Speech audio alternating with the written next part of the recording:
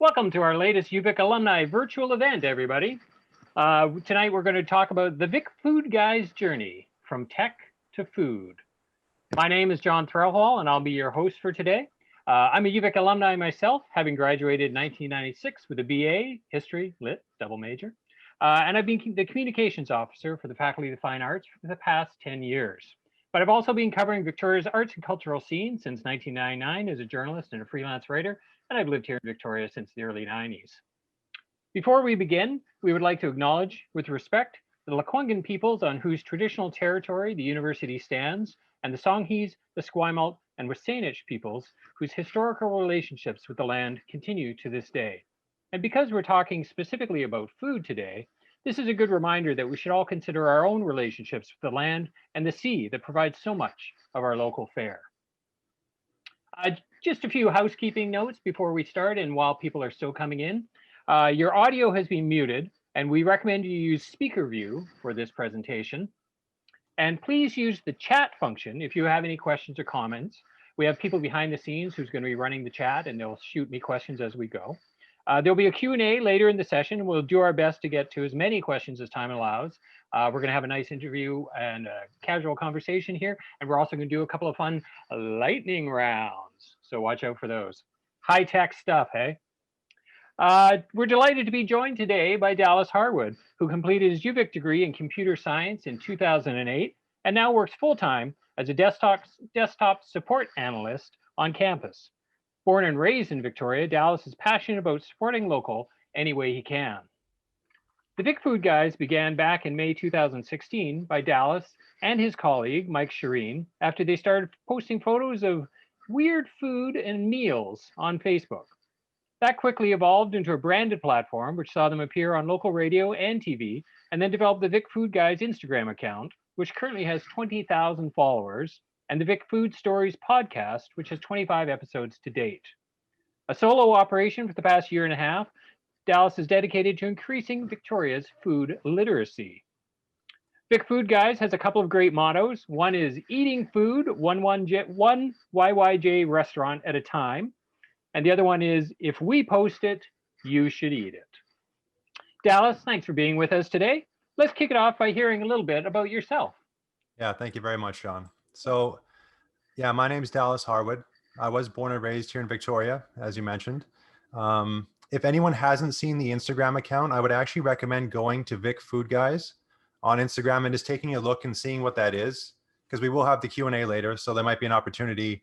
It might spark some questions. But one of the things that came up when we were prepping for this is that there's sort of a term for, I guess, what I do, and I don't really resonate with any particular thing like an influencer or anything like that. I just feel like I get the opportunity to talk about all my friends and the awesome stuff they're doing, because there's so many cool people in the city. But as far as who I am, I kind of wanted to lay the foundation for who I am as a person before we get into all the food stuff. And a lot of people are shocked when I tell them that I'm a huge introvert. So I come from this like a way of being where I can't really talk to people I don't know. It's something I've really struggled with as I have grown up. And I feel like now finally, after really getting out of my comfort zone and, doing all the radio and interviewing people, that's sort of now long gone, because there's been so much practice at doing something like that. So not only am I an introvert, but I also struggle pretty severely with anxiety. That's something that I kind of look at it like it's my friend that's always with me that I wish wasn't my friend, but there it is. It's always with me. So anxiety runs in my family. When I was little, for example, going to a basketball camp Monday, like in the summer, Monday to Friday, I'd be like mortified that Monday morning that I was going to go somewhere that I couldn't control the situation. I didn't know what it was. It was just like, I couldn't function. So to sort of look back on that and see sort of where I've come to now, for me, this whole journey with Vic Food Guys is kind of a representation of self-awareness and growth, because even several years ago, one of my colleagues, Stephen, he reminded me that he tried to get me to go for Thai food, just to have pad Thai, which is for anyone that's had Thai food, that's kind of like the entry point, I would say, for people in North America that haven't tried it. Um, and like I was even like against that because I didn't want to deviate from like the 5 places that I went to in town and the one thing on each of those menus that I would get. My world was very a lot smaller than it is now, very fixed versus now, which is sort of a growth mindset. And yeah, so so VicFoodGuys for me represents a lot more than just taking pictures of food. It is a lot of growth, and it's been life changing for me. All the opportunities I've got to have, it's just been phenomenal. But yeah, I did grad from UVic as mentioned in 2008. I'm actually wearing a 49 Below T-shirt, which Dan is also a UVic grad. He does really good stuff. If anybody's looking for ice cream, go check out 49 Below. But I've been on the team, on my team now for 13 years, and I absolutely love working at UVic. It's just I love it so much. So I was lucky to get that job a week before I graduated, and yeah, I guess that's a little bit about me. And one thing too, before we get into this, I do want to say support local. So I don't forget that. It's really, really crucial right now that if you enjoy any restaurant or artisanal producer, it's really important to go out and support them right now because it's very difficult for businesses, especially with the announcement of a couple of weeks ago with the lockdown. I know a lot of restaurants have been hit very, very hard, and I want to see them all still be here in a year from now. So yeah. Especially in the restaurant industry where things come and go in normal years, let alone right now. Yeah, winter is for sure bad enough during a normal time. Yeah. But with that announcement, I mean, there's been a drop off of 50% when they were already at like 50%. So right. Yeah, it's tough. Huh. Well, once so you came out of computer science, but where did your interest in food come from? You know, like I'm assuming computer science, you weren't necessarily having an assignment where you had to go out and do some blogging or take some pictures of food and things like that. You know, like where did that come from for you? Did it evolve out of simply eating out a lot, or you know, did somebody take you by the hand and say, "Hey, let's go and explore food together"? Yeah, I think that like I had mentioned, like Stephen was really pushing me to go and try Thai food, and I think it sort of correlated with the rest of my life, where I was sort of this fearful person in a way. And as I was sort of figuring that out and figuring out that I needed to get outside my comfort zone, the interest in food and seeing that there was so much diversity that I wasn't allowing myself to be privy to in the past, it just sort of went hand in hand. So as I started to try new things, I mean, it's progressed now to the point where when I was in Quebec City a year ago, I get the menu, and the first thing I saw was veal brain on the menu. So I just snap ordered it. I didn't even think about it. And then I had half an hour to wait and like think about what I had actually done when it was going to come to me.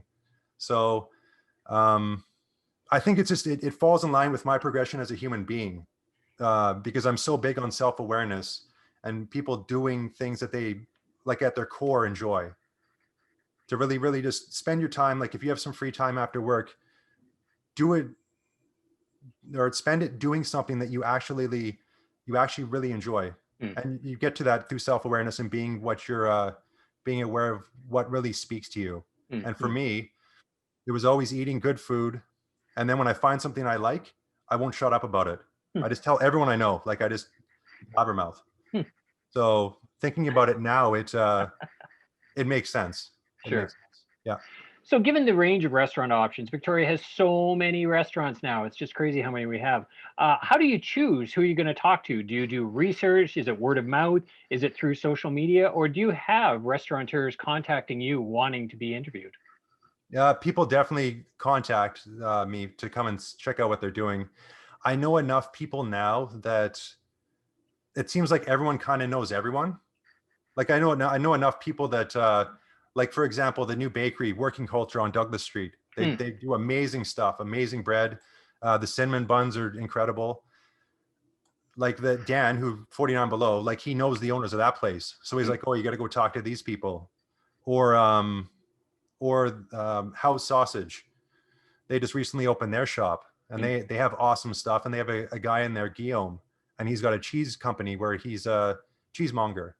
So when I was doing my episode with them, the podcast, they're like, well, you need to talk to Guillaume. And I'd never met him before, but just based on the strength of them, if they're going to vouch for him, I'm like, okay, that's cool. But I mean, it could be a combination of people telling me, people reaching out randomly. I might just go into a place randomly that I see, or even Google, like Google reviews. Right. So that's how I found Wrap and Roll, which is Huh. my personal favorite place in the city. Huh. Was just Sadly not open right now. They're not open. They're going to be open, I hope, in about 4 to 5 months. And it's going to be pretty epic, I think, what they're going to have going on. It's going to be really cool. Working culture is one of those places. I see it when I go by in Douglas, and it used to be the Seven Valleys where I used to go to get some good Turkish food. And I saw that it went in there, and it was like, wow, this is a weird place to open a spot like that, and especially at this time. So I hope they're going to do okay. I think they will. They've amassed quite a following right off the bat. Oh, like great. There's always a lineup out the front. They always seem to be selling out. And when you try their products, like those cinnamon buns, you can literally take I usually find with cinnamon buns that there's some, I don't know if they're rigid, but they're dense. But the one here, you can literally take a piece of it in your hand, barely split your hand apart, and it just sort of spreads. Like it almost melts in your mouth. That was really different. That was cool. But I mean, the oatmeal cookie latte is really good. They do all their bread with sourdough too, so you can't go wrong with that. I'm going to have to take notes while we're doing this. How many Victoria area restaurants have you tried now? Do you have a number? Like, just not even on your shows, but just personally. Any guesses? Yeah, so like if we look back at several years ago, I probably had only been to like 20 places total. And now, I mean, we did over 100 radio segments, and every single one of those was with a different place. So that right there is over 100. Yeah. I would probably say 300 to 400. Wow. I think. Outstanding. Yeah, it's quite a few. Quite a few. Totally it is. So when I moved to Victoria in the early 90s, it was like 91, 92 when I moved here. There seemed to only be really a handful of restaurants of note. There's Pagliacci's, there's Terrazzo, Ferris's, Pescatori's, places like that. But that seemed to shift around the mid-2000s, right around the time that Zamboree's opened their first location in the old space behind London Drugs on Yates there. What do you think now? Now, though, we're among some of the top restaurants in Canada, and you have little food districts, like there's the taco district around Fort and Blanchard now, and there's these areas. So what do you think has made that shift? Is it that idea that if you build it, they'll come, or is it a couple of anchor things that are really spread out, or has the population shifted and our tastes have changed? I think that over time, I mean, it's been sort of a gradual change, but I think over time people have just become accustomed to what is classified as good food. And once you have like a couple places open that are sort of pushing the boundaries, that puts pressure on other people to sort of do the same. Because if like when there are so many places serving tacos, like you can't make crappy tacos. It's not going to work. So I think by some people raising the bar, it sort of raises it. Other people raise the bar or try and keep up, and then across the board it just keeps elevating. So I think that might be a case of everyone sort of pushing everyone else. And then in the end, I mean, everyone benefits because it's going to be a challenge for the people running the place to sort of master what they're doing. But then customers as well are going to get a better experience. Sure. So I think that, I mean, well, one example that this kind of backfired was at Jones Barbecue. Oh, yeah. When they first opened, Chris had gone down there to Texas for a month, and he worked for free to learn how to do barbecue. They found an older guy that would show him how to do it. And traditionally in Texas, like you eat your barbecue with Wonder Bread. So when they first opened at the very, very start here, they were serving it with Wonder Bread, their barbecue. And then Victoria complained about it, and they didn't like Wonder Bread. So like I always joke that Victoria was too fancy for Wonder Bread. And now they switched to Portofino pretty quickly. Right. But I think that's sort of, I think Victoria just won't accept like limited options and then not good options. Right. Okay, good. We've all become accustomed to it, I think. Yeah. Do you have a favorite restaurant success story locally?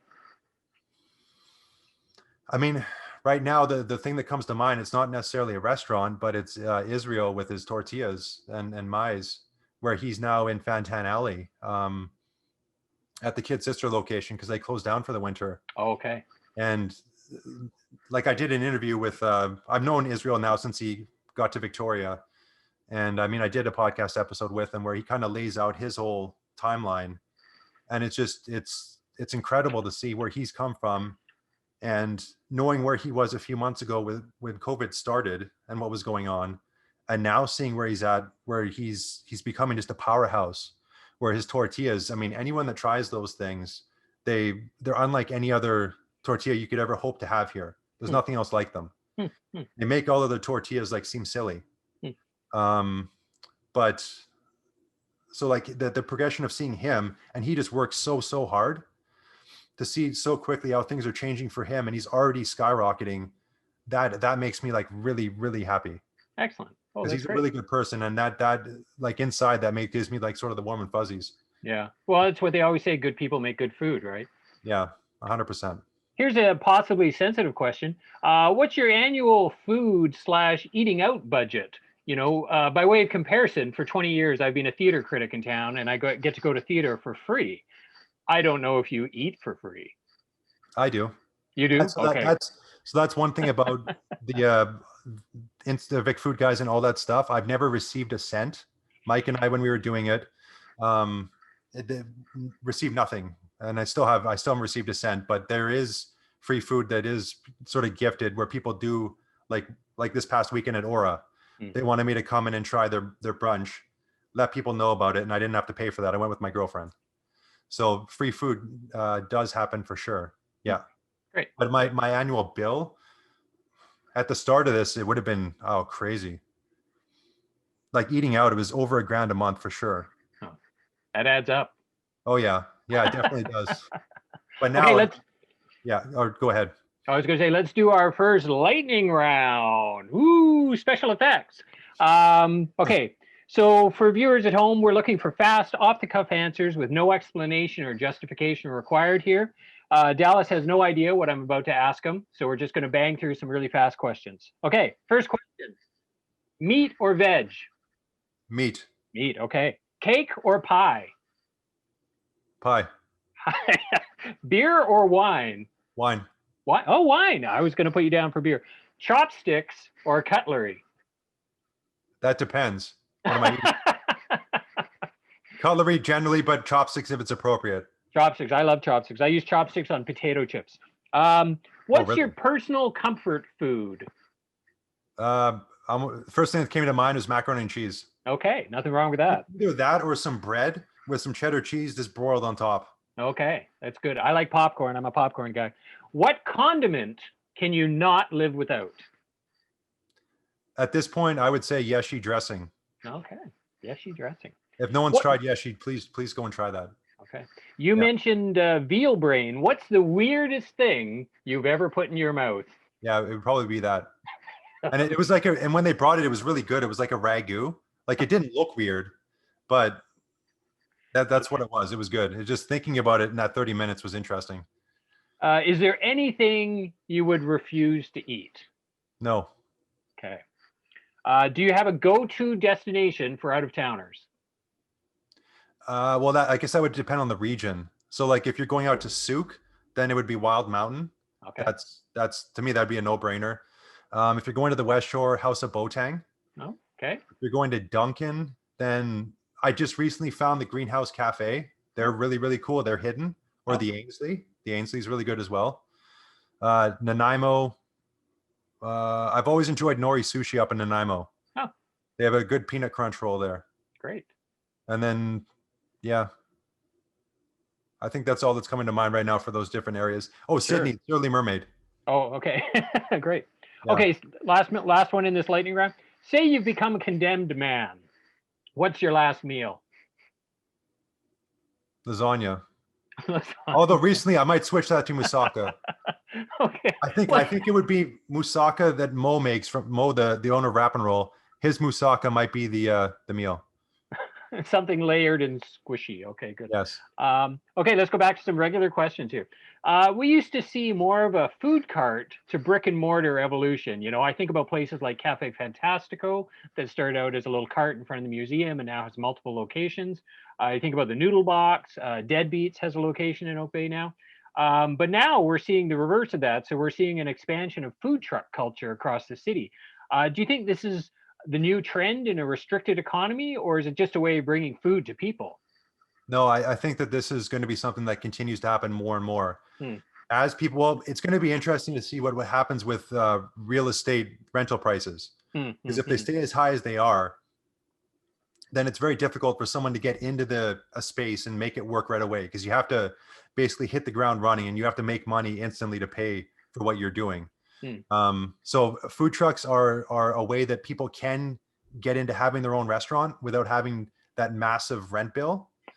Um, so I don't think it is. I think another thing that's going to be coming too, that's already happening in other places or other parts of the world, are, I think they're called ghost kitchens, or something, where they basically have this. I could have messed up the term, but it's basically when, if a restaurant's open from like a cafe open till like 4 p.m., then in the evening it becomes another restaurant. Oh, oh, That kind of really? that kind of deal, or people are using that kitchen at that point to like make products that they're selling somewhere else or something. Right. I think that there's going to be um, more collaboration and spaces being better utilized when there's some free cycles. Sure, that's great. That makes me think of the old cardboard bakery on Hornby Island where they baked in the morning and then they did pizzas at night. Oh, that would be awesome. Oh, it was awesome. Is there a style of food that Victoria has too much of? I think tacos. You mentioned earlier. I just feel like there's too many tacos everywhere. Well, which is funny because, 10 odd years ago, you couldn't find a good taco in town to save your life. And now Yeah, there's so many tacos. yeah. I think that it has gone a bit the other way. I Hmm. think there's quite a bit. I mean, there's a lot of good stuff though. Don't get me wrong, Yeah. but it does seem like there's quite a few, and I think there hasn't really been any new places, so I think that sort of tapered off. Okay. But there's, I mean, for people that love tacos, it's great. Yeah. There's a comment in the chat room that's interesting. Chris says, "I'm scared of eating from a food truck. Is it safe?" Yes. Well, yeah, I would say so for sure. I mean, one thing about a food truck is that you can see what the people are doing. It's a bit tough. It's a bit more tough now because you can't obviously stand at the truck and watch what they're doing with COVID going on. But like if you went to Indecent Risotto, who I think is my favorite food truck, and got something from them, like it's going to be great. Shannon and Andrew do an awesome job. Hmm. Um, yeah, they're arancinis, and I actually like their sandwiches more than their arancinis, because they're a food truck built on arancinis, which is like deep fried risotto balls. Huh. But their sandwiches are absolutely incredible, and Huh. I would recommend. So if you don't traditionally do food trucks, I would either go to them or try Farmsgate if you see Farmsgate, Right. which is like a farm to fork type thing. Right. The on food trucks, they're like little restaurants. They have to be safety inspected and food certified and everything like that. Yeah. So generally we know they are good places and very popular as well. Do you like to cook, or did your own cooking bore you and you just eat out all the time? I think it's more of that. So I again, going back to self-awareness, I don't find great enjoyment from spending like an hour and a half to making a meal, and I eat so quickly that it's gone in like 5 minutes. Mm. So that trade-off of like making this amazing thing, like don't get me wrong, it does feel great when I've made a great tasting meal, but I don't get that real sense of like the payoff was worth it, if that makes sense. So when I cook like for myself, I just do like a quinoa salad, which is this gluten free. I just make a whole bunch of it, and I'll eat that over the course of like 4 days. Mm. Mm. But I mean, I joke with my girlfriend that I can't cook at all, and everything I make for her she loves. So it's funny, but I it's all pretty basic stuff. Sure. Yeah, for me, the return on investment of spending that time, I just don't get it back, Yeah. Yeah. so I Yeah. don't do it in general. Do you have any specific recommendations for vegetarians or vegans? Yeah. Well, Fern Cafe and Bakery, right next to where Cold Comfort was. Oh yeah. They're Yeah. a Yeah. vegan bakery, and they absolutely crush. like their cinnamon buns. I mean, donuts. Actually they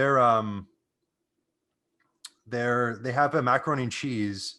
It's called, I think, the Crafty macaroni and cheese or something, and it tastes exactly like a Big Mac at McDonald's. Huh. Like you can't tell that there's no animal products in that thing. It's a macaroni and cheese, but legitimately it tastes just like a Big Mac. You can't tell there's no animal stuff in that. Wow. And the couple that owns that place, they're a young couple, and I don't know how they've come up with their recipes, because it's all natural. There's no chemicals and any of that kind of stuff in the recipes. And it tastes way better than like whatever the substitutes are that are like in the supermarket and that. Right. Their food's incredible. Sure. I mean, again, when I first moved here, it was Green Cuisine and Rebar were the places that people went who were vegetarians. Now there's so many, I'd say most restaurants now have non-meat options as well. But that's good. I was going to say Green Cuisine as well, and Rebar. They're both great. Yeah. Of all the restaurants that have closed in Victoria, is there one you miss the most? Northern Quarter. I would say I would say the brunch at Northern Quarter. That was my favorite brunch. Really? Boy, that's high praise in a brunch town like this. There was never a lineup. You could walk in at any point, Saturday, Sunday, from 10 to 2, and they would just have the best stuff. Torin would just make incredible food. Like even one time I went in there when we were doing our radio segment, and he made me rabbit corn dogs, like really fancy ones. So how are you going to go wrong with that? That's nice. Yeah. Is there one inspiring story behind a local restaurant that you want to share?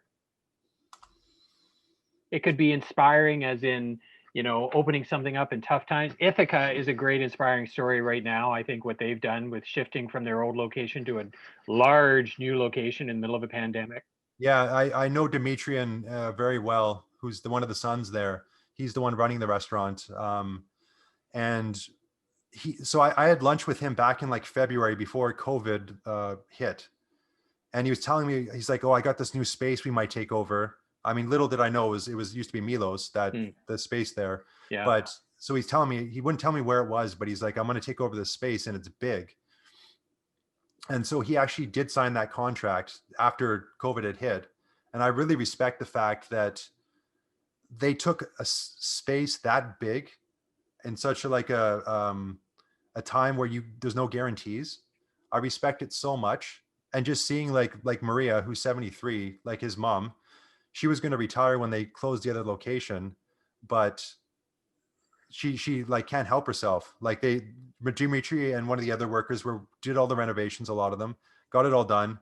And as soon as there was a brand new kitchen, as soon as that thing was like available, Maria was like back in there, just like her and the other 3 women were all just in there, just working again.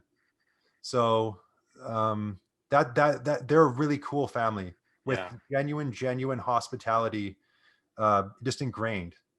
Like they go above and beyond. And they're amazing people. And Ithaca is really cool because they came here, they left, and then they came back. And that's when they started the restaurant. And the term Ithaca, my understanding is it basically means it's not your path to get to or it's not the end point that you're going for. It's the path along the way and what you learn. So they actually said that Victoria is their Ithaca because they were here, they left, they learned a bunch of stuff when they left, but then they came back. Huh. So Ithaca has a bunch of meanings behind it. But yeah, no, they're the best Greek food in my opinion. They're my favorite. Hey, fantastic. Yeah. I love their food. Their calamari is excellent. Their dry spare ribs are so dry and so tasty. The saganaki, you've done that? Oh, yes. Yeah. That's saganaki I've had outside of Greece. What's the most recent dish that you've had that's really wowed you, perhaps unexpectedly? That would be 3 days before Wrap and Roll closed. I was there and I asked Mo to make a pizza.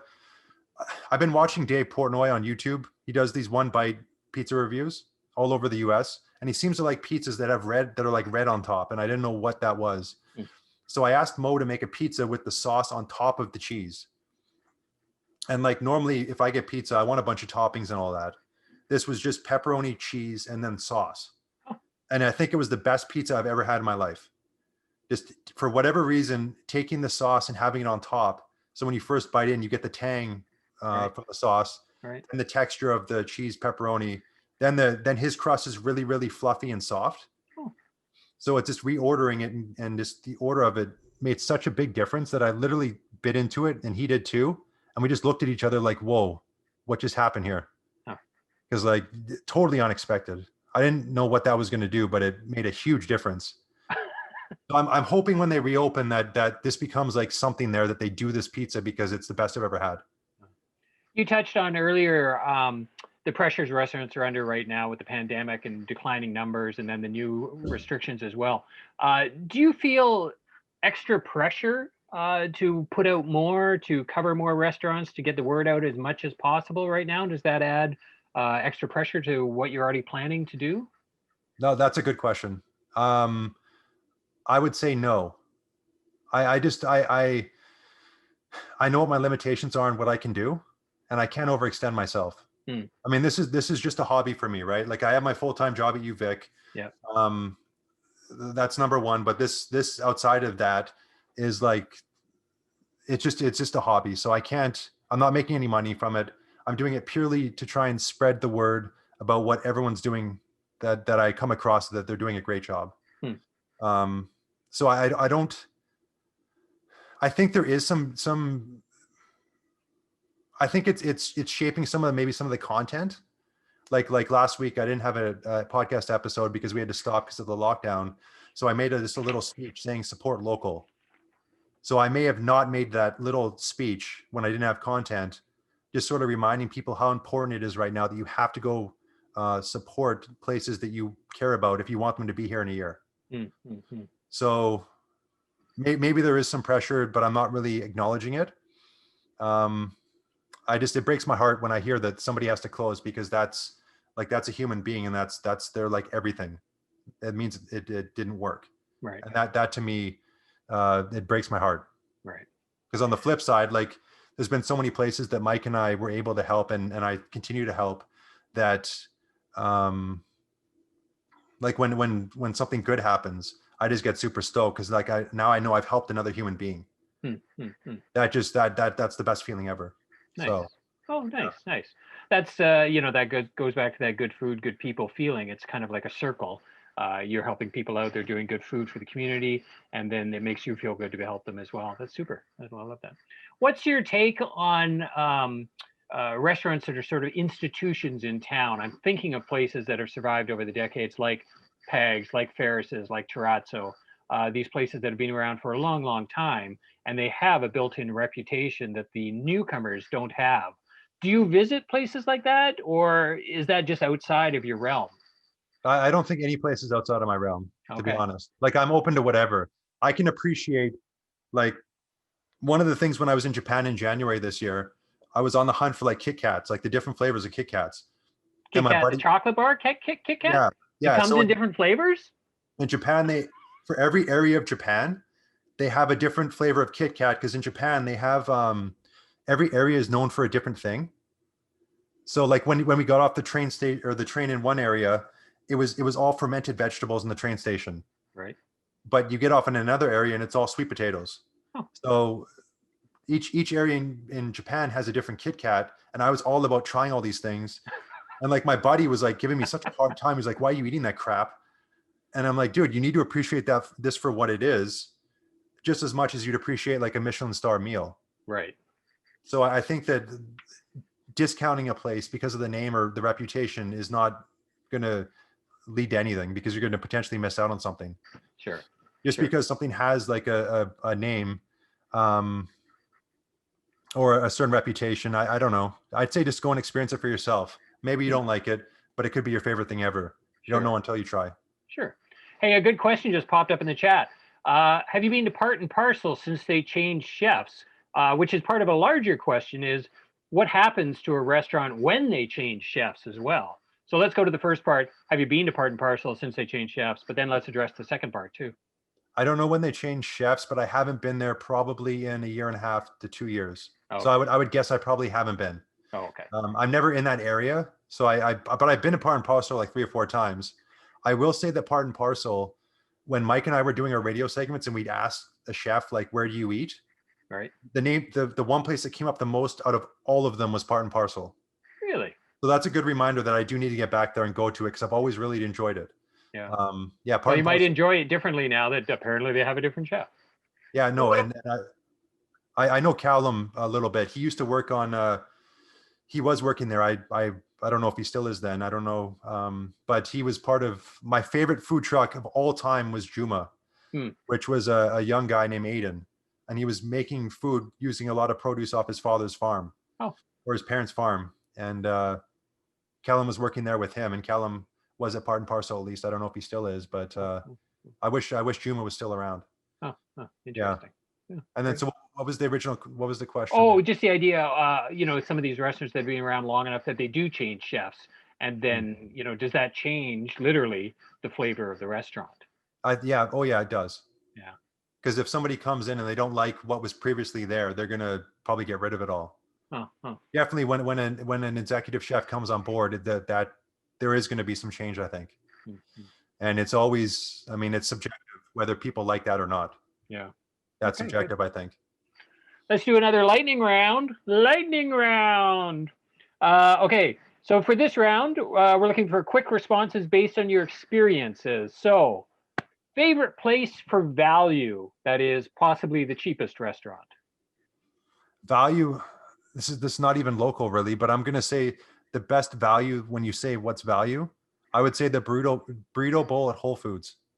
Okay. That I would classify that as the best deal in the city. Really? Yes. Okay. Which is weird because if you look at the buffet that they had there, it was an expensive mess. Like it was just actually the one thing that they crushed with was the they don't have it right now, but the bacon, because it's done by weight. So you go get a huge box of bacon and it would cost like nothing.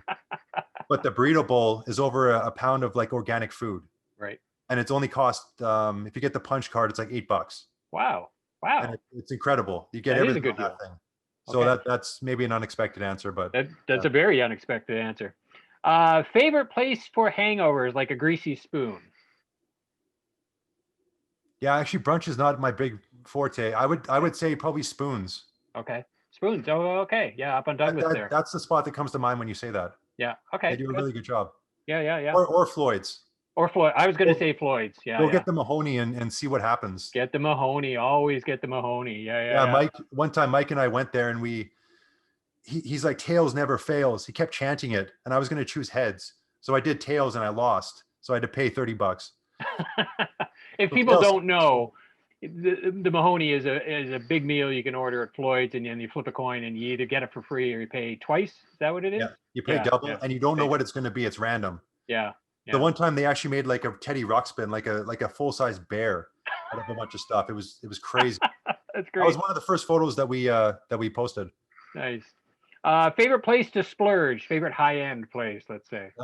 It's a restaurant called Nowhere. Nowhere. Okay. Yeah, it's at Douglas and Broughton in the Courtyard. That to me is my favorite place in the city. They, hands down, not even close. Okay. Favorite place for takeout? Well, that could be anywhere right now, but let's think of a takeout. I would say place.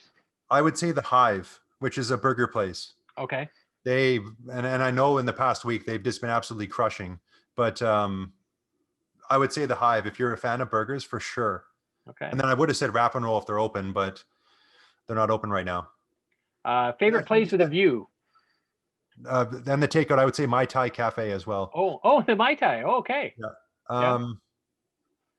That's a long one. So a view would be one of my favorite views is in Machosen at Glen Rosa Farm. Right. Because we have so many water views here that it's nice because that's a valley view. Oh, sure. So if you can sit out in their little outside sort of balcony patio thing, there's like 3 or 4 tables that were out there. You get this amazing view of this valley, which is really cool. Nice. And yeah, I think that maybe Aura as well. I was just there on the weekend, and Aura's got a really nice water view. Okay. Yeah. Favorite place for dessert? Oh, that's Aura. Aura. Okay. Yeah, their desserts. Kimberly that works there is like, there's no one else like her in the city for desserts. Okay. Those things are absolutely ridiculous, absolutely insane. Favorite place to go on a first date? It's been a long time since I've been That's on a first date. yeah, that really depends. See, I'm thinking the Collective in Cook Street Village. Oh yeah, That's yeah, gonna yeah. be that's gonna be a more expensive bill. So I don't know. That's kind of risky maybe on a first date. It can be impressive too, though. Oh, it'd be impressive, but it's just yeah, you go there and get some charcuterie. But then Yeah, again, getting charcuterie, that might not work for everyone. yeah. True story. Uh something like that would be nice. Maybe the Courtney room, but again, that's expensive. So here's one. This was one that was suggested as well. Favorite place for an interactive restaurant experience? I think Japanese Village still. Japanese Village, classic. I mean, it's just classic. I mean, how much more interactive can you really get? Yeah, The especially if only it's your way, birthday. what's that? Especially if it's a birthday. Have you been there for a birthday? No, no. Oh, they come out with a gong and a hat, and everybody gets around and they sing, but not happy birthday. It's a fantastic experience. But I love Japanese Village. Yes. Oh, I kind of want to experience this. Actually, I have a recipe for their steak sauce, so I got to try that. Allegedly, it's Oh. the legit one, and I need to try it because I would probably just drink it though. So I don't know if that's a good thing. Okay, so here's a couple of questions from the chat. Do you like spicy food? And if yes, what's your favorite spicy food in the city? I I like spicy food. My body doesn't like spicy food. Uh, I would say that Hong Kong West oh, is the Szechuan, the Chinese Szechuan there. yeah. It's so incredibly spicy, but the flavor profile is amazing. Hmm, And there's a lot of variety. So I would say definitely Hong Kong West. okay. Are there any newly opened or soon to open restaurants that you haven't tried yet that you're looking forward to? I would say Rain Dogs, the new place that's in where Olo was in Chinatown. Oh, yeah. Because the one of the guys that's working there told me it's going to be unique. It's some unique format of a wine bar. I'm so sad that Olo closed because Brad's an awesome guy and Olo was amazing. Hmm, But I'm curious to see what this place is going to be. hmm, And I think they actually open tomorrow. okay. Oh, So something new. okay. Great, great, great. Um, oh, well, that was going to be my next question. Well, that was the end of the lightning round of that one. My next question was going to be, what new place has you really excited? So let's not worry about that one. Um, what do you do over the holidays? Like when it comes to, do you do holiday meals out, or is there some place that you lean towards? Normally I'd be eating out, yeah, quite a bit. So I don't know what this year's gonna be like. I'm not sure. I mean, last year, like on Christmas Eve, I was at Wrap and Roll, and they're just like, "What are you doing?" So I went to their house on Christmas Eve. Hmm. So I had like a full Lebanese. It was all Lebanese food, with this like this the best turkey I've ever had in my life mixed into it. So that was cool. But traditionally over the holidays, it is a lot of eating out. It's time where I can just fully relax. And just yeah, just really get into that zone where I don't have to worry about anything for like a week or whatever. Hmm, hmm, hmm. Just go and if I eat too much, whatever, Yeah. you know, and then just deal with it and get ready when I come back. I guess that's a question in itself. Can you go out and eat to relax without thinking either about the context for the food, who's running the place, how you might cover it or not cover it? Uh, I'm always factoring something in with how I can share with like what I'm doing. Hmm. Like I'd much rather get a photo and eat my food cold if it's good than just to enjoy it for myself. Because like so going back to the sort of the start of everything with Vic Food Yeah. Guys, it was Mike's idea. It wasn't my idea. Because so on my Facebook, he did rip off all my photos on Facebook and he had created the account Vic Food Guy, which was singular because his idea was I was going to do it by myself. Hmm. So he started uploading these photos and I didn't give him permission because I didn't want to share it with anyone. I'm like, no one needs to see this stuff. And then I basically said, let's add an S on it and do it together. Hmm. And so now I'm like the complete opposite where I want to share everything I get that's cool. I just want to tell everyone about it, which I've always been like that. But now it's on a different thing where I'm putting actual emphasis and purpose behind doing that. So yeah, I would say I probably always am thinking about that on when I'm going to eat a meal. Hmm. How can I share this? How can I make this look good to share it? Yeah.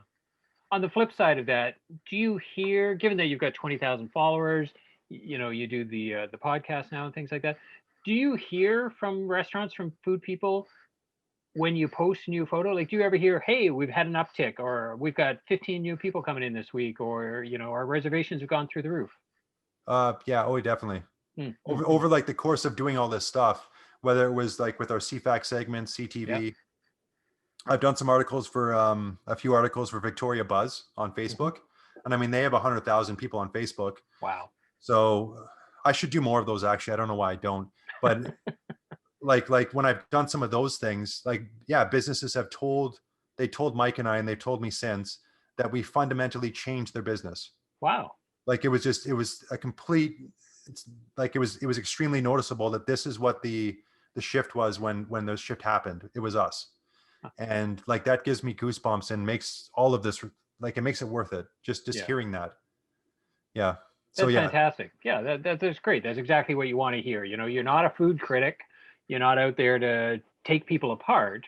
You just no, want to spread the love. well, That's never, yeah, fantastic. never anything negative ever. I don't want to crap on anybody's livelihood ever. Yeah, yeah, yeah. No. Huh. If we have a bad experience, I just don't talk about it. Nice. Couple more from the chat line. It's fun having a chat line. It's like a radio show. How do you stay so fit, eating out as much as you do? That's a very good question. I think that is just, I have a certain, I mean, first off, I'm 6'4", so I'm tall. Oh, That leads that has some leverage, I guess. But I have a certain acceptable threshold of like body fat, I guess, which I don't tolerate very much. So I'll do what I need to do to keep things in line. Depending if I eat more, that means I have to do more of something else, or eat less of something else and be more careful. I have a certain acceptable level, and I find that it's not. I'm not willing to accept very much. So I do at all costs what I have to, so I don't exceed that threshold. I guess. Nice. So it's just me. I guess my I don't know. Yeah. That's a good way of living. Nothing wrong with that. Yeah. This is a great question here. So pre-COVID, what food or drink events in the city are your favorites? Examples being things like Culinaire, YYJ Eats, Meat and Cheese, Art of the Cocktail, Chef Meets Grape, Fernwood Bites would be another one. Yeah, do you have any of those? I love the fact that my favorite you didn't even say. Oh, which one? Brewery and the Beast.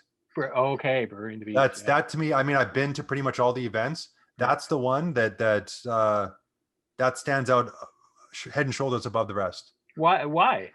Is it the food? Is it the people? Is it the atmosphere? Is it all of the above? I don't know. I think it's because that one. Maybe I haven't been to all of them, but generally you get you're ticketed, so you get like 10 tickets, you get 10 things. Yeah. Brewery and the Beast, you just get in, you have whatever you want. Huh. So I can eat for like 4 days all at once, and really just roll out of there and feel horrible. But like you get to try so much that I still, like 2 years ago when we were at Brewery and the Beast, we were at the little, they had a little area before it started for the public, little VIP thing, and Lil Ronnie's Barbecue from Tofino was there, and they were only in that one little small area, and I had like the best brisket I've ever had in my life. Oh. And then we spent that whole event trying to chase that brisket and like beat it, and we couldn't. So I don't know, something about that event, it's cool. Okay, great. Yeah, Nothing wrong with the that. Beast for sure. I'm going to hit you up for a couple of favorites, styles of food here, things we haven't talked about yet. How about African food? Is there anywhere in town you like? I mean, House of Botang has some African stuff, I believe. Yeah, for sure. And the Blue Nile. Blue Nile, yeah. The Blue Nile is a complete hidden gem. When they, like, obviously with COVID, I don't think they can have their buffet open. Right. But Asmarat and Michael are amazing people. It's family run and operated, and their food is unbelievable. It's in my top 5 in Victoria. Nice. How about tapas? I think right now, the Chinatown location of the Village, because they have a unique style of tapas that they're doing. Chorizo & Co is very good too. There's a lot of good places. I mean, Bodega is good. It depends. Well, I guess what style you're looking for. Yeah. I think that the Chinatown location in particular, I think it's Friday and Saturdays. Okay. Their tapas are very good. How about fried chicken? Chicken 649. Chicken 640. Nice. The chai mac. I really enjoyed the one with onion there, where you get like this massive, like, I don't even know how big it is. It's insane, but they must put like 2 full onions of worth of onion on top, Huh. and like you leave there stinking like awful, but you leave so happy. That's Nice. comfort food. That's great. Yeah, Here's one off the chat line. What was the name of the new bakery on Douglas Street you mentioned at the beginning? that's working culture. Working Culture. Okay. Yeah, Yeah. at Bay and Douglas, Bay and beside Douglas. Popeyes. Yeah. 50/50 Art Gallery. That's where I know it as. Got a favorite donut place? Uh, yes, and I don't know why. I would probably say Yanni's. Oh, I think because they're so filling. yeah. I had one recently I can't think of that just blew my mind. Oh, It's escaping me. I don't know where I had it. No, that's good. How about fish and chips? That's one thing I never actually have. The last Okay. time I had fish and chips was probably the floating fish store down on Fisherman's Wharf. Oh yeah, And I down at really Barb's enjoyed there. that. Yeah, I Yeah. really enjoyed that. And actually donuts, if you're ever going up to Tofino when we can start traveling again, there's a donut shop in Port Alberni that's great called the Donut Shop. Okay. And their things are, I think the donuts are under $1 each. Yeah. And The donut shop, the bakery in general, up in Cumberland is excellent as well, and in Ladysmith for that matter. You could eat your way up the island just by stopping at bakeries. and there's the what is it? What's the place with the cinnamon buns up in Ladysmith? Oh yeah, Old it's the Town, same Old place. Town, Yeah. Old Town Bakery. Yeah. Yeah, that's right. Yeah. We're running down on time here, but another one just came in chat. Any restaurants on the mainland that you wish we had here? I'm not very familiar with restaurants on the mainland. Okay. There are some other styles, like when I was in Japan, there are some styles of Japanese cuisine that I wish we had here. Like I wish there was a place that just did like okonomiyaki. There are, you can find okonomiyaki in a couple places, but not sort of a dedicated experience. And I really enjoyed that when I was there, but I haven't seen it here. It might be, but I haven't seen it. Just as we're starting to wrap things up here, do you have any tips on how people can afford to eat out? Are there ways to make the dining experience more affordable? I think share. Huh. Don't go out and just dedicate that. Okay, I'm going to get this thing, and that's your thing, and we're not going to share, because that's one thing that that I've learned through doing this is that for me personally, I would always want to have a lot of something, and now I'm better with just having a little bit and just tasting more of it. So I find well, at least for me, so I can't speak for everyone obviously, but it's a more fulfilling and rewarding experience when you try a whole bunch of little things and don't necessarily go all in on one thing. So you might feel more fulfilled if you did try a whole bunch of little things that add up to be equivalent of maybe the amount you would have had before or less, but because of the variety, it might seem like more.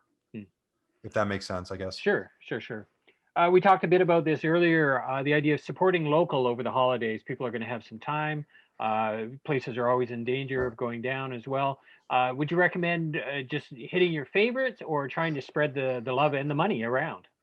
That would be, well, I mean, really, it's all of the above. I mean, if you have your favorites, obviously, I would say to support them, because you want to make sure if those are your favorites, make sure they're going to stick around. Yeah. And then if you have extra funds or time or whatever, that's where you start branching out. And maybe you want to try some like real authentic Japanese cuisine. So you go to Uchida, or like if you've never been there, for example, or something like that. Just spread it around as absolutely as much as you can. And maybe look online and see if places are if anyone puts up that they're struggling and they need some help.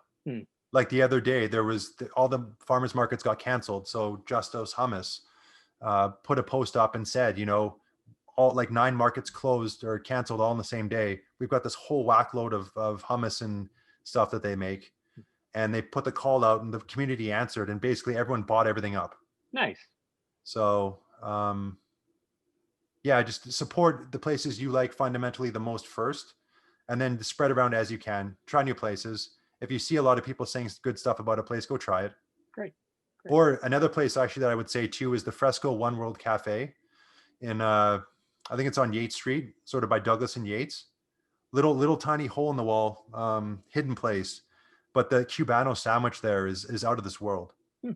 I've never had a sandwich like that in the city. I've gotten so hungry just listening to you talk. What can we expect in the next episode of the Vic Food Guys podcast?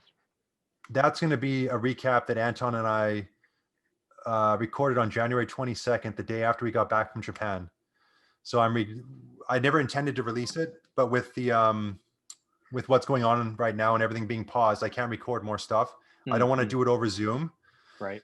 I want to do these things in person. So that's going to be the next one. The video is going to have us talking, but also like the videos and pictures from the trip as we talk about things.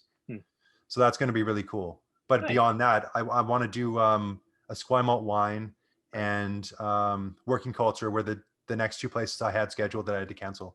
Right. Okay. Excellent. Okay, great. Well, thank you, Dallas. It's been an absolute pleasure speaking with you.